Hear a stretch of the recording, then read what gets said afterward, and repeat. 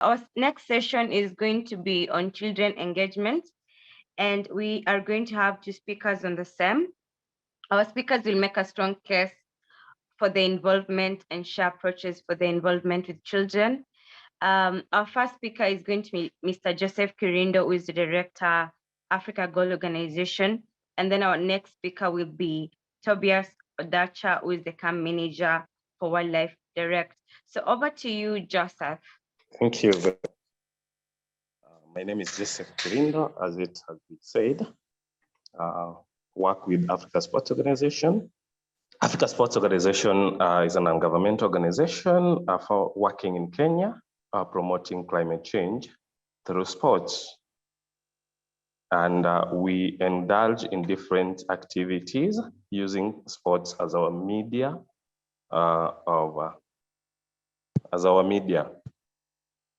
of implementing our program. So we have activities under two different thematic areas. We have what we call Green Army Environmental Club and Environmental Cup.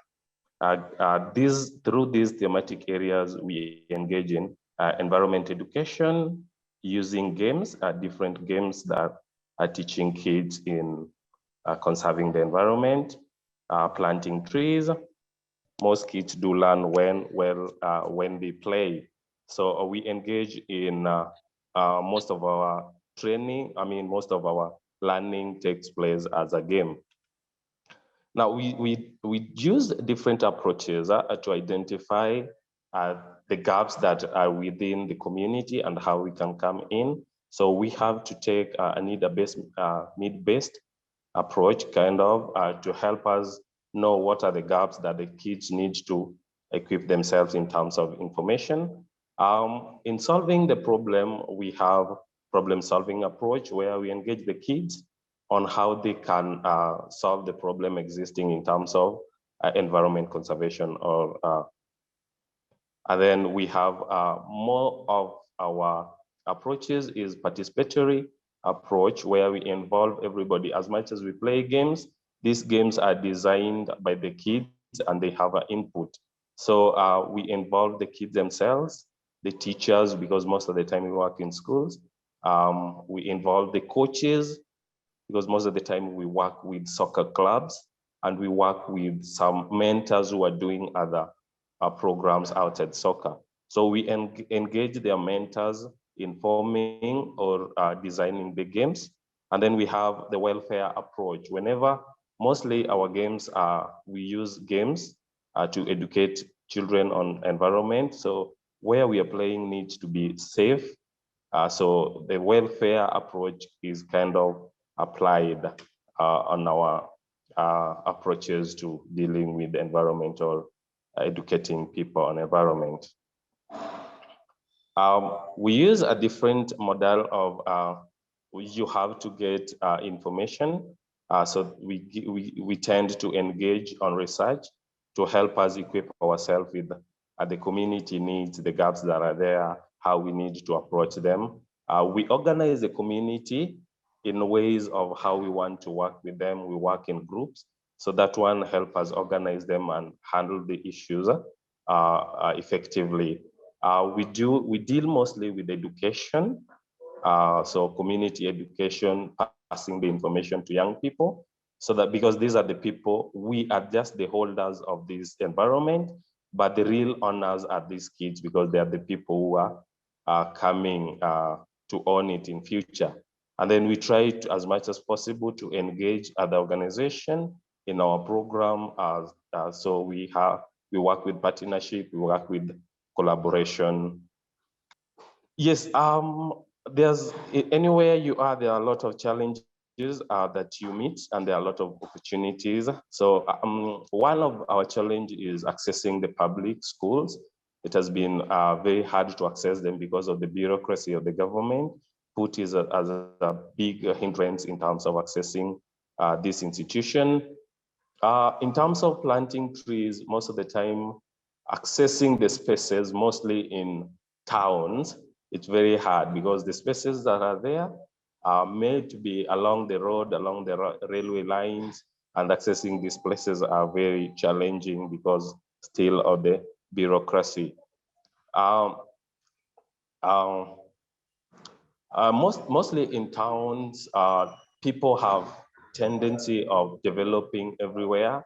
So there's no space for left for kids or any space that can people use as a recreational facility or recreational place that people can beautify. So that one alone, it's also a challenge and it's also an opportunity that we can venture into. Availability of resources, to an extent of implementing a program without a resource is very hard, and accessing these resources are very hard. As much as we might collaborate with other organizations, are what we are bringing on board enough to implement the program. The IC materials, the IC material for promotion and education of children is something that is not available totally for the kids, and it's something that we need to see how we can avail to the kids.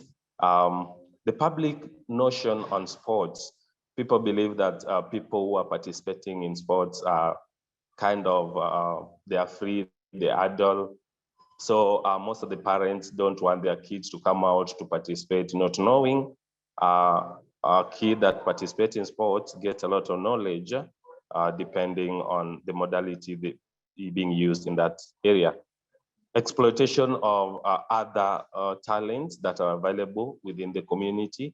We have not exploited all the talents as much as we would like to empower these people. We've not really fully exploit other talents. We can use athletics, we can use music, we can use poets. So those are avenues that we can really exploit in terms of educating children. There's an opportunity within the Federation to ensure that there is a committee that is responsible for social responsibility in the community. I think we can go to the next. Community participation and stakeholders involvement is key in resource mobilization. So we need to really bring communities and other stakeholders so that we have full or enough resources for program. Community-based organization have enrich network that needs to be exploited. These are the people that are directly linked with the community, so their resources in terms of connections are very important. We need to map stakeholders who we want to really work with and know their interest, know their strength, and know their weakness, so that we really give the community the best, that is, give the kids the best in terms of training. Donors should encourage and support community representatives. So as an organization, we don't need to go and implement a program without including the community itself. We need to have a representative, that somebody that can speak for the community. You can proceed to the next. Emphasis on training and education of community members. It's very important, because at the end of the day, we can train these kids, but if you don't train their mentors on what needs to be done, how they need to train these kids for sustainability purpose of the program, it will be very, the program might not be sustainable at the end of the year. Enable space for regular information and interaction. As much as we train the kids, we need to have a space where the kids can really come, ask a question, interact, and share their ideas in regards to the program of environment conservation. Reference material, just the way I talked about the issue of IC material, reference is also important. Where can kids get the material to refer to whenever they're doing maybe a research on environment conservation? Sources of funds is another the lesson that we took. Although you cannot do a program without funds. At the end of the day, you need it. Constant training for children, because children have a tendency of forgetting, so we need to keep on training them.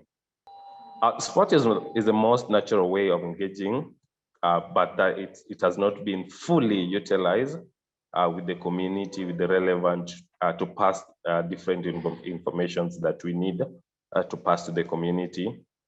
So it's an avenue that we fully need to venture into and fully utilize. No strategy, no future. So if we cannot avail a strategy, contribute to degradation. Nowadays, we tend to have a field everywhere, and by having a field everywhere, we are going to cut the trees to create the field. By that, we are also a contributor to environment degradation. Next. Thank you very much. Appreciate you listening to me. Thank you. Thank you, Joseph, for interacting with us and for sharing with us how you integrating well-being into your purposeful programs. Really very interesting to listen to and very exciting to see how we are going to further that. Next in our speaker list is going to be Tobias Odacha. My name I'm Tobias Odacha. The camp manager at the Wale Forest Field Lab, which is located south of Nairobi National Park. And so Wildlife Direct is Kenyan-based conservation organization, which was started in 2004. And our programs mostly, our work mostly, I can say, is focused on two approaches, which is through campaigns, such as one of the flagship campaigns that is widely known as the Wildlife for the Hands of Our Elephants campaign. And then our work is categorized into three different programs currently. We have the legal program, which does, next slide. Yeah, so in 2021, we did the first restoration project that through the Wale Forest Clubs, which we were targeting public primary schools, because why were we focusing on children? That's like the approach we were doing. And we were like, children, they're open. And also that was last year. This project, the Kids Restoring Nature Challenge project, we launched it last year on World Environment Day with a focus on creating space for children to also be part of the restoration efforts. And reason why we're doing this is because we noticed that the children were they were open. Like it's not like they didn't know the environmental challenges in their schools or in their communities. We wanted children to lead projects, like we wanted them to have a space in the restoration efforts, because we believe that children are able to make a difference. Every child can make a difference when given that chance. So children are open, they're curious to come up with very creative ideas, and they're innocent.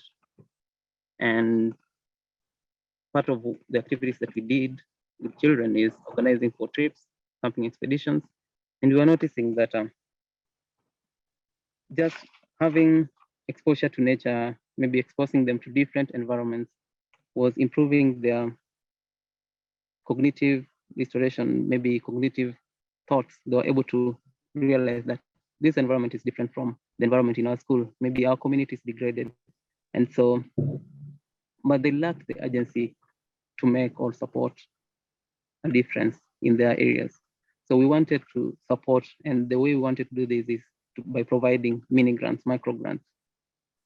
Next slide. And so we provided a challenge in which you are going to support schools through micro grants, because that was one of the ways the teachers told us they are not in a position to run projects in their schools because they don't have maybe funding to run their projects. And so you can see this is one of the schools that won the challenge, Ngwesu Primary School in Kajiado. After the first picture in the slide is of the school towards the gate. You can see it's not as beautiful. And then the second picture, you can see it's a bit decorated with tiles that are colored and flowers on them. Yeah, and then you can see beehives as well. So these children, they noticed that there were no bees. The insects they used to see before are no longer there. And so they started a pollinator garden, and the bees are the insects had disappeared mostly from the pollution, from lots of spraying. There are lots of farming. People are using chemicals to grow potted tomatoes around there. So most of the insects have disappeared. And they started a pollinator garden. They put beehives. They did not only plant flowers, but then they planted trees as well. And most of the indigenous trees they planted there, they had planted before, were helping to ensure this pollinator garden was a success. And then the next school, next slide. This is Ilchilal Primary School. They also, from challenges such as deforestation around their school, it's also in Kajiado.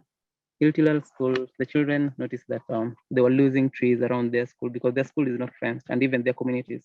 Most of the people there use firewood, and people are cutting most of the indigenous trees. And so they wanted to, you can see how bare that land is. They wanted to plant trees. So first, the project helped them through the microgrant. They were able to set up a fence, which will enable the trees to grow because their families, maybe their parents also bring in cattle, goats mostly, into the school to destroy the trees they tried to plant before. And the children really supported this. They could import soil and manure from their homes. And this ensured through them, they ensured that through ownership of the project, they ensured that the project succeeded. Next slide. The challenges. One of the challenges that we had was that microgrants to school was something new, and teachers needed guidance. And this was like, but we managed to do it. We did, because it was mostly during, we had to travel to the schools. We had to organize for like meeting with the teachers and guided them on how to manage the finances as well. And then school financial management systems caused delay in start and maybe running of some projects because they had to be like a board. They didn't have like proper accounts.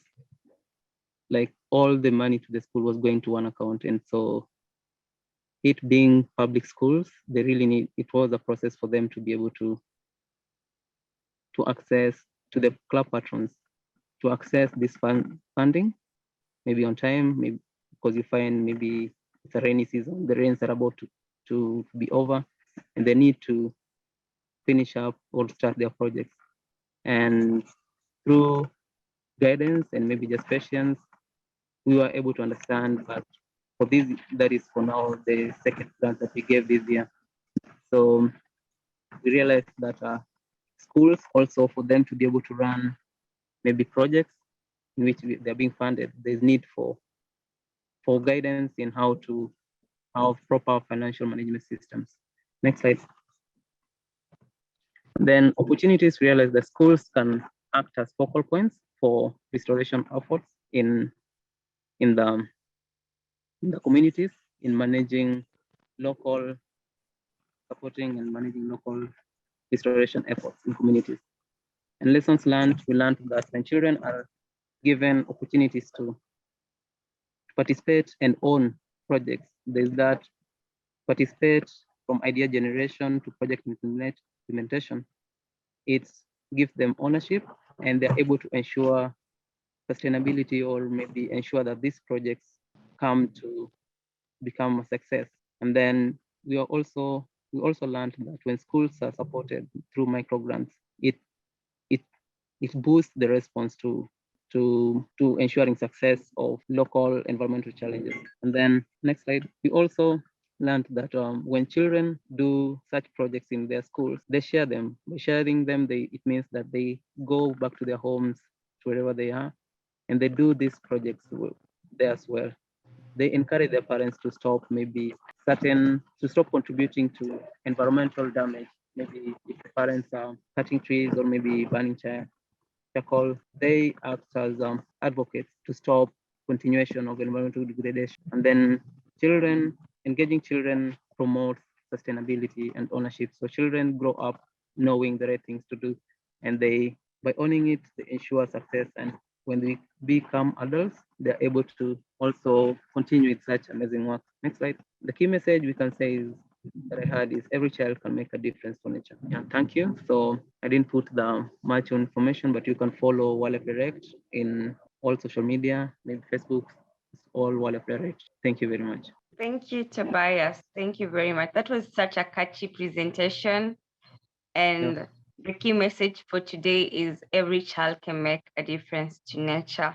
I hope that none of us is going to forget that. We are going to move on to the question and answer for this segment. I can see very many questions coming in for you, Joseph, and I'm going to read some of them to you. First, people asking you to share your contacts. Kindly do that in the Google Docs. And people are asking, are the games that you're using accessible everywhere, like at home and easy for family to support their kids, please? And another one is saying that football fields in Kenya don't have grass, or football players destroy grass. What are you doing to solve this issue, since a lot of the fields lack vegetation? And that last question is, are you engaging with the county and national government departments on sports to ensure maximum impact? Joseph, did you get my questions, or I could repeat? Joseph left. He's no longer in the meeting. So maybe you can direct the questions to Tobias. Tobias, some questions to you are, people are thanking you for the great knowledge you've just shared and for the perfect work you're doing in the communities and schools. And they're asking if you also visit wildlife and environmental clubs in universities. And what is your advice on organizations that want to venture in beehives in schools? Is it safe? Those are the two questions that you have. Yeah, so yes, we work with both primary schools, mostly public primary schools, and university clubs as well, mostly through field and outdoor learning, environmental education. That is for primary schools through the clubs. So yes, there are opportunities mostly with the university clubs in which we engage them in fun, mostly citizen science activities. Like this weekend, we'll be engaging university clubs through KIWESA, the Kenya Inter-University Environmental Clubs Students Association, in the Great Southern BioBlitz activity, in which the students will learn how to support and contribute to science through use of iNaturalist app, in which they'll be going out, documenting species or biodiversity around their schools and communities. We also work with the university students and also children in public primary schools at the Wildlife Forest Field where I am based. It's always open from Monday to Saturday. So it's the first children's park, because it's an open area. There's quite a number of wildlife that visit. So children come here, we engage them using modules, which we work in hand with university students in creating. And we also work with university students to visit the schools and just engage the clubs. Okay, and what would be your advice to organizations that want to incorporate beehives in their activities in schools? How has it been with you previously? So for beehives in schools, I'll say that it depends. First, it depends with the size of the school, and then it depends with the children engagement. When children are, of course, there are risks involved, mostly with maybe some, children they're curious, and some might just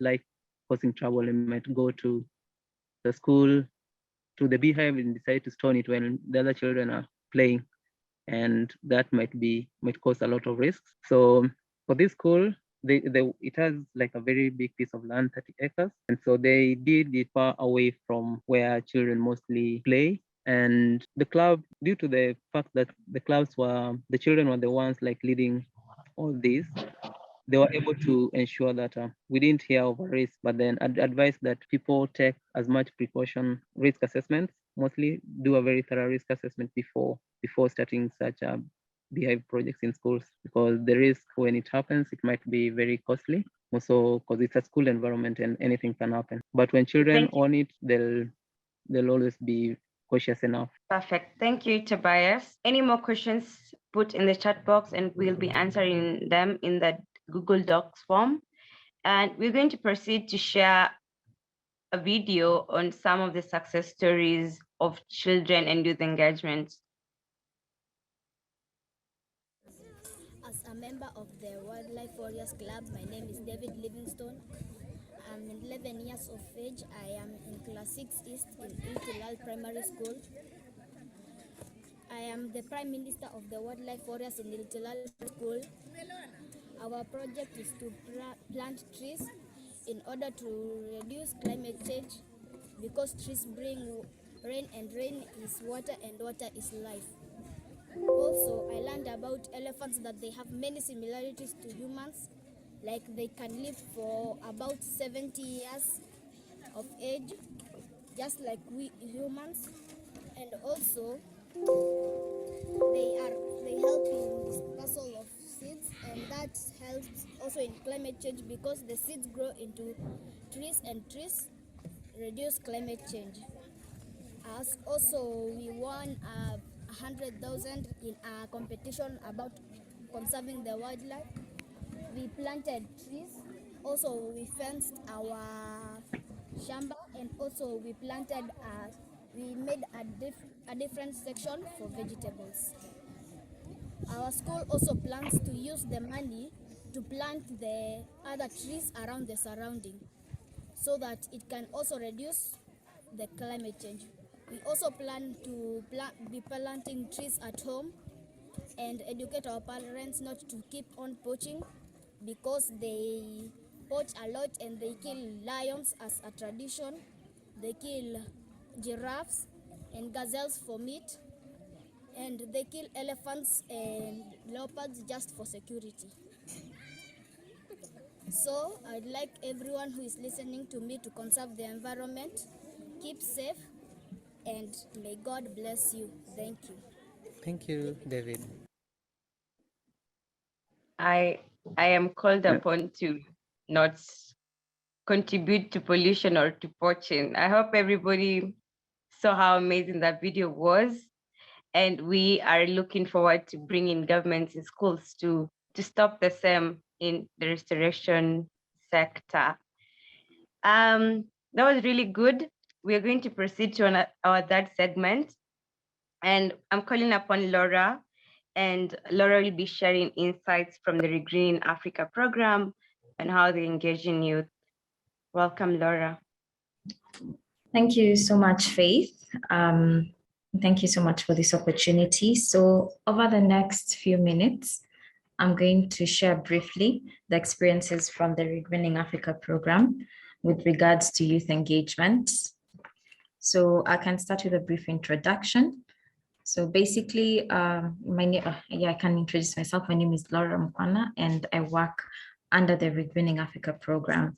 And the Regreening Africa program is basically a program which is coming to its end, but I would describe it as a very ambitious program, 5-year program that seeks to reverse land degradation in Africa. And it has a quite ambitious target of working with 500,000 households across 1 million, working with them to restore 1 million hectares in 8 countries. So those are the countries that Regreening is working in. There's some in East Africa, that's Kenya, Ethiopia, Somaliland, and Rwanda. And we have some in West Africa, Ghana, Mali, Senegal, and Niger. So when it comes to youth engagement, the program has used several approaches, a variety of approaches. So it has, the program has used capacity building of youth using technologies such as the Regreening Africa app, focusing on capacity building. The program has also explored learning exchanges, taking youths to various having exchange visits and having workshops to educate the youth. There's also been that option of restoring value chains and restoration, because, you know, there's this whole idea of green jobs, which is really important. So involving them and building the capacity in this. Then they've also been engaged in nursery establishment and management. That's an income generating activity, and supporting the groups, youth groups that are promoting land restoration. And lastly, using sports as a tool or an approach to involve youth in farmer managed natural regeneration, FMNR, and tree planting. And that has been done here in Kenya, that has been done with Trees for Goals, and in West Africa with FMNR. So next slide, please. So here's just a picture of the founder of Tree of Golds, how the organization Trees for Golds basically uses sports to promote tree planting in schools, and they establish the clubs in the schools which continue to take care of the trees. Next slide, please. So in terms of the approaches, I think I've already mentioned them, but one of the main approaches that are used is organizing sports tournaments. These are basically, if I can just take a step back and just summarize what's in this slide, these are various approaches that the program uses to engage youth in restoration. So one of them is organizing sports tournaments and sponsoring them. And here you have these teams, you know, promoting that whole message of restoration, organizing art exhibitions and talent shows, organizing field trips and exchange visits, and then partnering with training experts and religious leaders to educate communities and raise the awareness of the importance of engaging youth and the importance of now things that addressing challenges such as land access to youth. And then capacity, again, I've mentioned before, through trainings and information, also the provision of tree seedlings, then sharing tree planting manuals to pupils. You know, there's a school, the program has developed a tree planting guide for schools. So that's a way of building the capacity of young people or children to be able to engage in restoration in the right way, plant trees in the right way, because as we know, it's not all about tree planting. You have to plant the right tree in the right place and in the right time, even at the right time. Next slide, please. So this is just a continuation. These are just some of the success stories of other things that the program has done. So for example, in Elgeyo Marakwet in Kenya, the program has supported the establishment of a cypress woodlot. There's also the school tree establishment for school environmental clubs where they earn an income from selling fruits.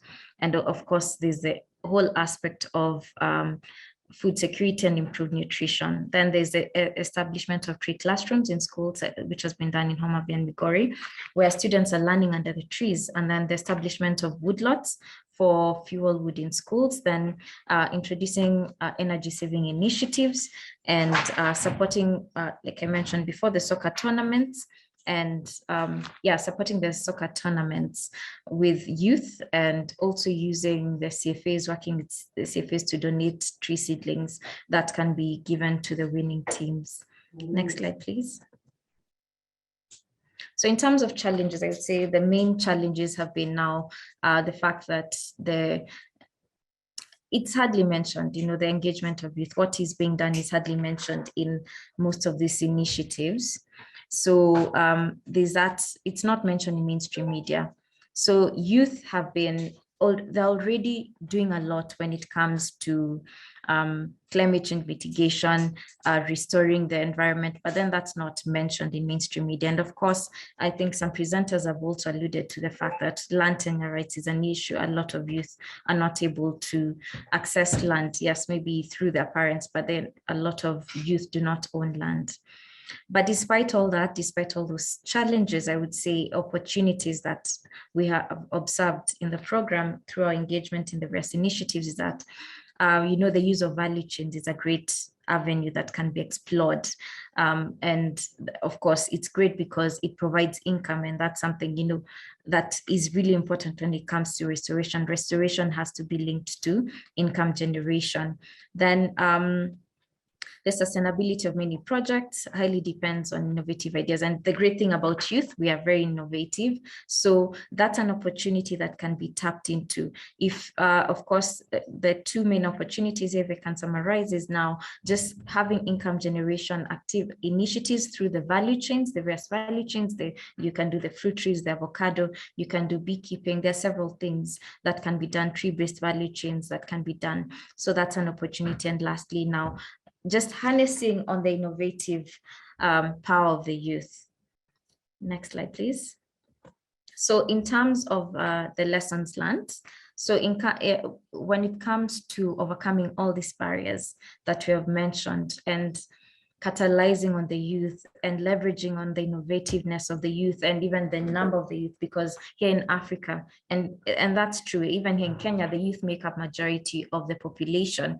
We need to have meaningful partnerships between the youth and the state and local actors, all actors at various levels. It's not just tokenism, just including youth for the sake, not just having a project or an initiative where you don't involve them in the process and you just put them there so that it can be said that you involved youth.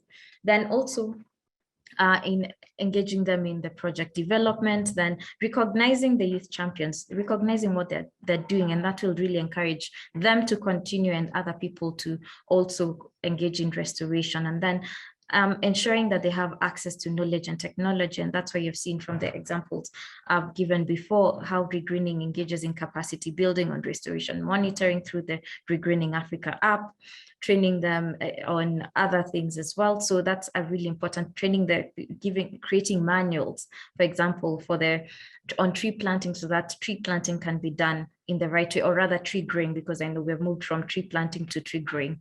And then ensuring that restoration is linked to income generation, and that can be done really well through value chains.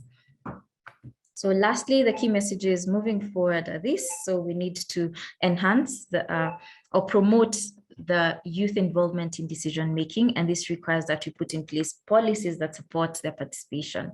We need to ensure that at the end of the day, they understand these planning processes. Like here in Kenya, we have the County Integrated Development Plan process, where they go through a participatory approach where the public can give comments. So it's important to build the capacity of the youth to be able to understand these processes when they happen and how they can be involved, how they can give their input.